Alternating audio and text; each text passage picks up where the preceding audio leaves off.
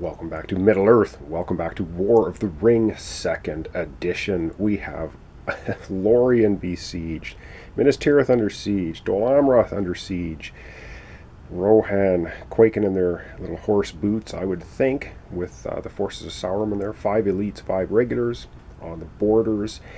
Let's get right to it. We have 4 dice left for the Shadow player. Yet to play this round.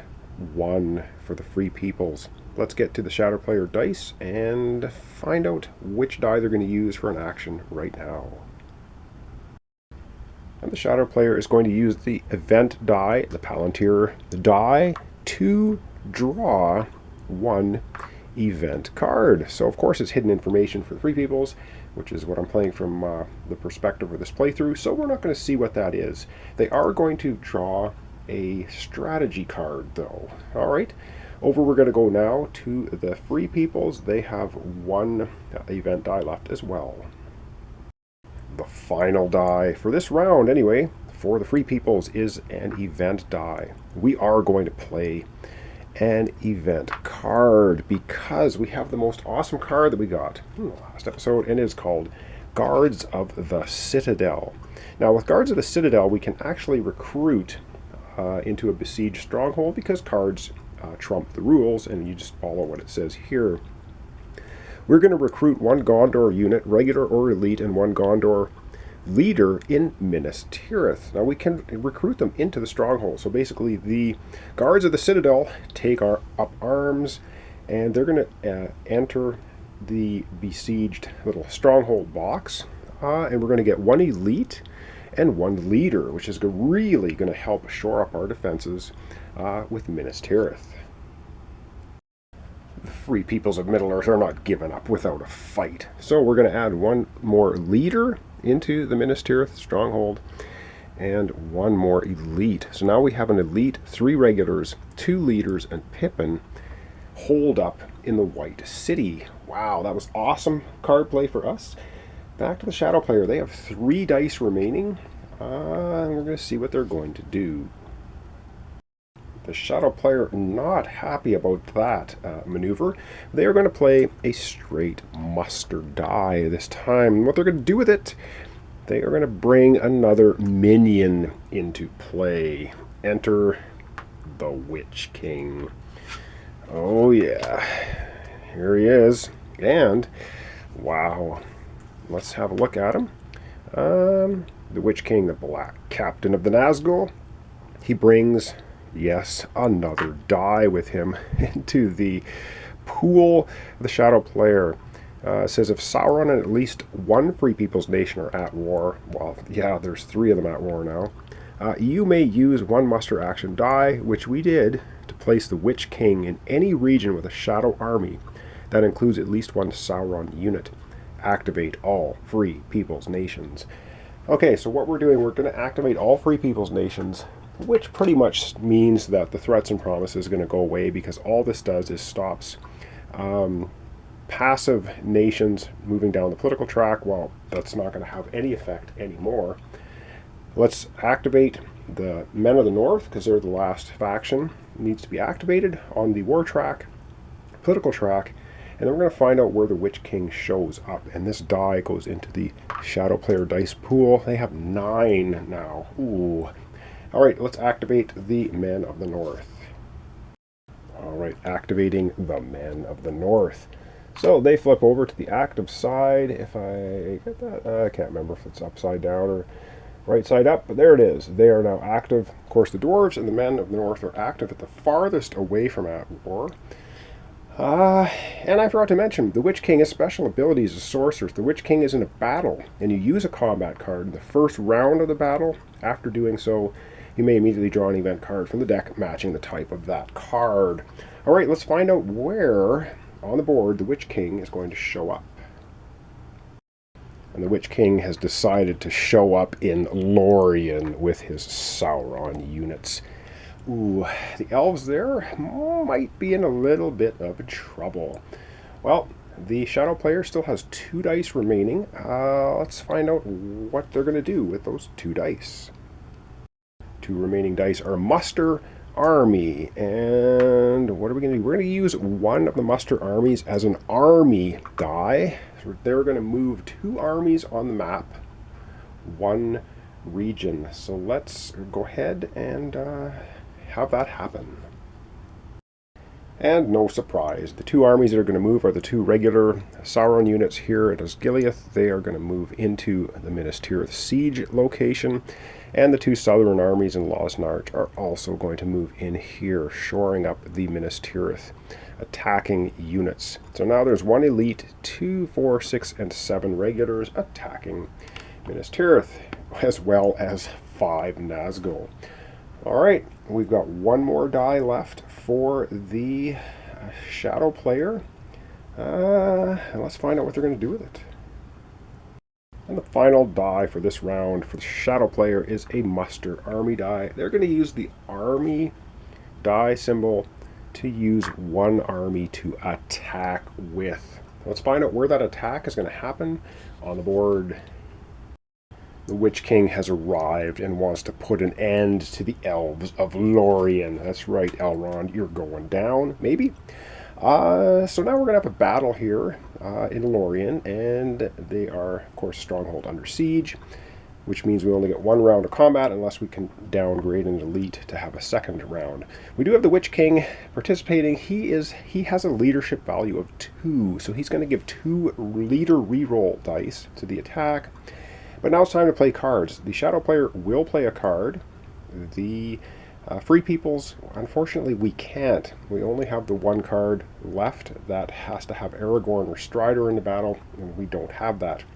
So we're hanging out in the wind here with no cards. Shadow player is going to play 1. Let's take a look at which card the Shadow player is going to play. They are going to play a strategy card, and they get to draw a strategy card after this because it's the first round of combat and the Witch King is participating. So they're not only are they going to get to play this card, they're going to get to draw another one right after. Ooh, let's have a look and see what it is. And the card for the Shadow player is Great Host. It says, if after removing casualties from the combat roll and leader reroll, your army units are at least twice as many as the enemy army units, score 1 automatic hit. Ooh, they are really trying to crush the elves of Lorien. Alright, we're going to have to get out the dice. We're going to be rolling 5 dice for the Shadow player. We only have 3 regular units in Lorien. They're going to be rolling 3 dice. Shadow player, of course, has to hit on a 6. And the Elven Free Peoples only have to hit on a 5 or 6. So let's go with the dice tray, the dice, and yeah, see what's going to happen with this battle.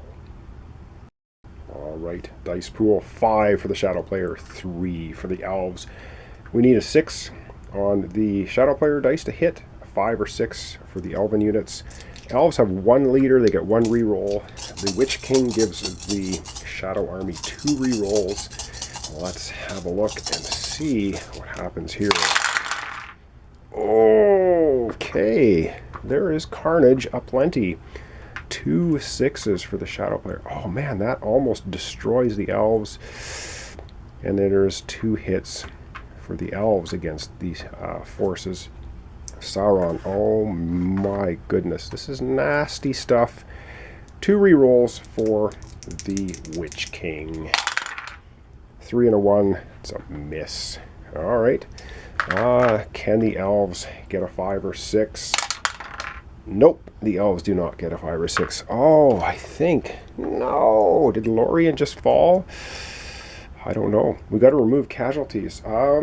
So I do believe, yeah, this could be it. Well, we're going to have 2 hits against the Shadow player, and we're going to have 2 hits against the elves, 2 hits against the Shadow player. Let's do the 2 hits against the elves first. And this is not good. They only have 3 regular units.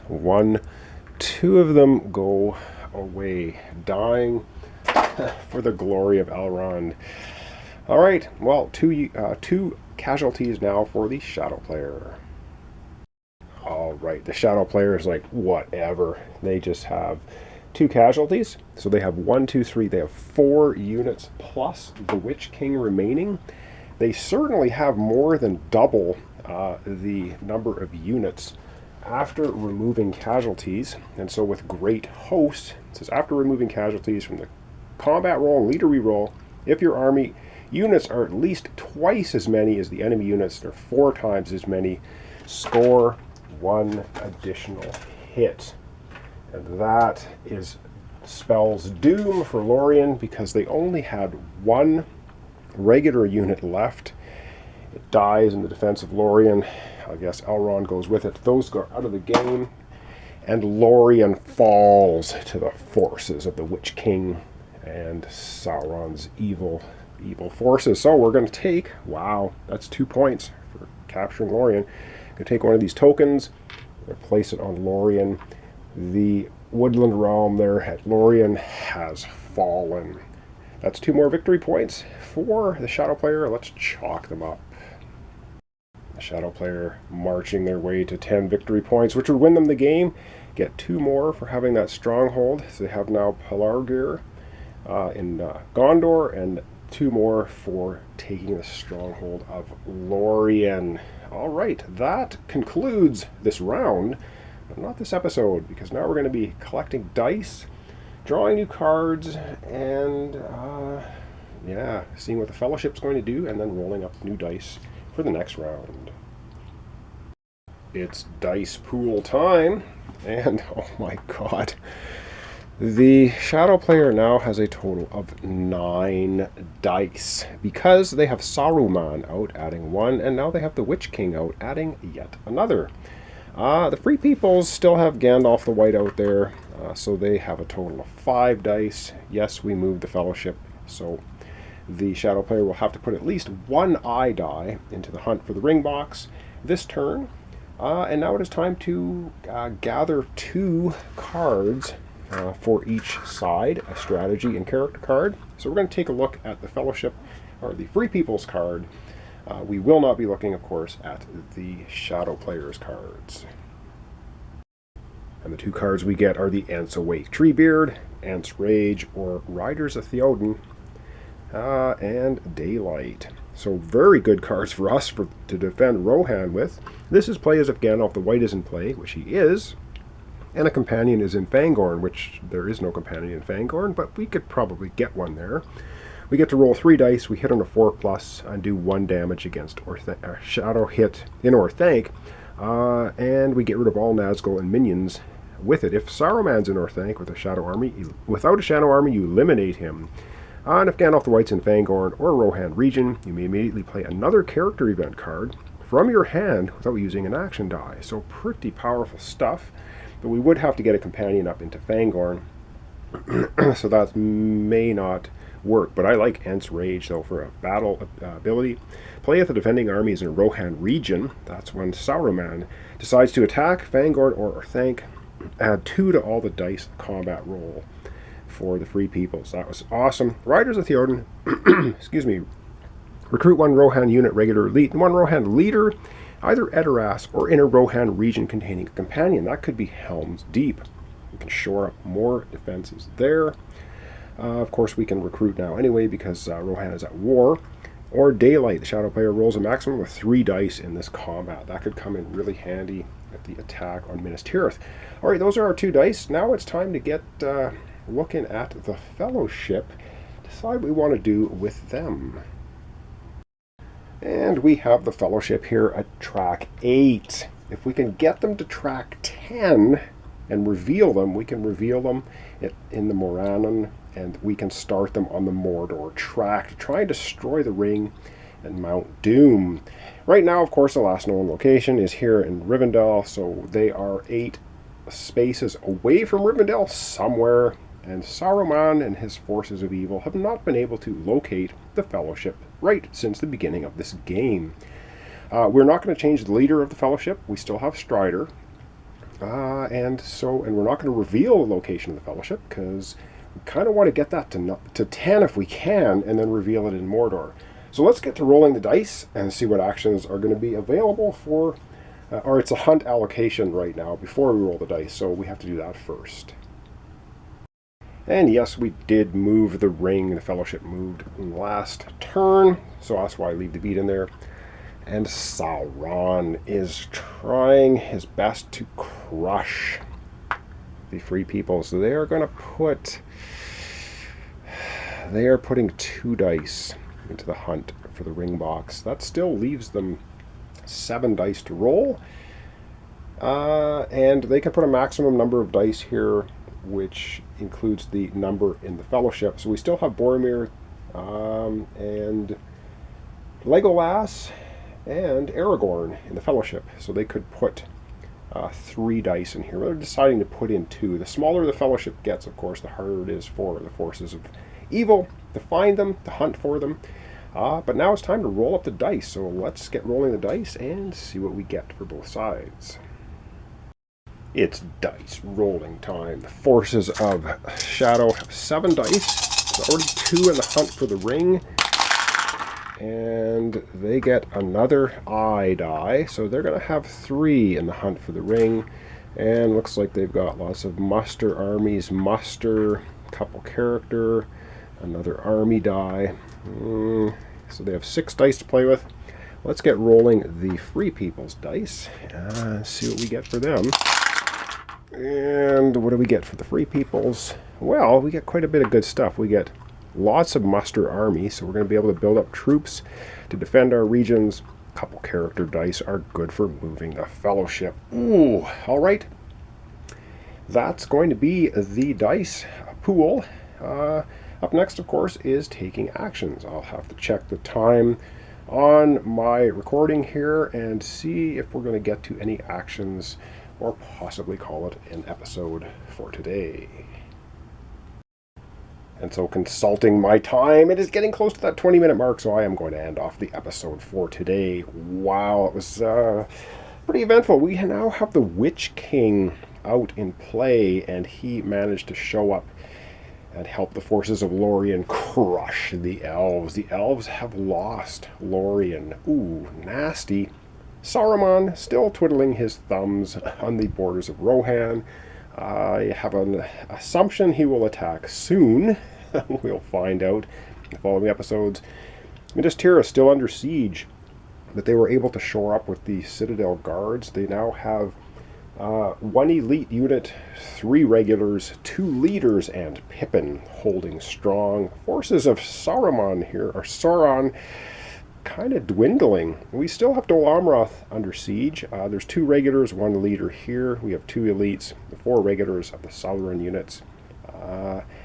And we have Easterlings mustering up here on the borders of Dale, which would be worth a victory point if they could take it as well. So we'll find out what happens in the next episode. So thanks so much for watching along. Thanks for your comments, subscriptions, likes. I know it's a very, very long series, but it is a very involved, very awesome 2-player game. We as the Free Peoples need to get the Fellowship into Mordor, on the Mordor track, hopefully toss the ring into Mount Doom. And I'm sure the Sauron player is going to try and crush the elves, men, and dwarves from Middle-earth. For a military victory, they are up to 3. They need 7 more. So if we want to look for 7, 2, 3, 4, 5, 6, 7. If they can take Minas Tirith, Dol Amroth, Edoras, Helm's Deep, they could win a military victory, but I think that's going to be pretty tough. So thanks so much, and we'll see you in the next episode.